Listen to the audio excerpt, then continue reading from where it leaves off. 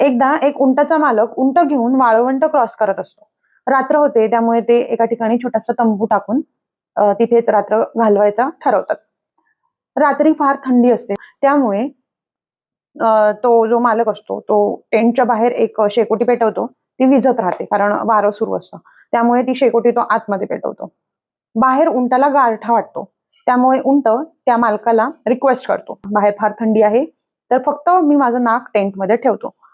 त्या उंटाच्या मालकाला फार त्याची दया येते आणि तो म्हणतो, ठीक आहे, नाक ठेव. थोडा वेळ जातो आणि उंटाला अजून थंडी वाजायला लागते. उंट पुन्हा रिक्वेस्ट करतो, की मी फक्त माझं डोकं ठेवू का टेंटमध्ये? तर तो मालक म्हणतो, आता ठीक आहे, फार थंडी वाजतेय, काय करू शकतो? हो म्हणतो. उंट आता मान टेंटमध्ये ठेवत आहे. थोडा अजून वेळ जातो. रात्र अजून गाढ होत जाते आणि थंडी वाढत जाते. उंटाला अजून गारठा व्हायला लागतो. उंट पुन्हा रिक्वेस्ट करतो, मी फक्त हे 2 पाय आणि माझी अर्धी पाठ टेंटमध्ये ठेवू का? तो मालक नाईलाजाने हो म्हणतो आणि अर्धा उंट आता टेंटमध्ये आहे.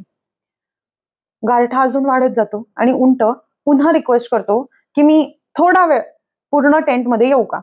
आता मालकाला काय हतबल झालेला असतो आणि मालक हो म्हणतो. उंट मध्ये येतो आणि आता मालकालाच टेंटमध्ये जागा नसते.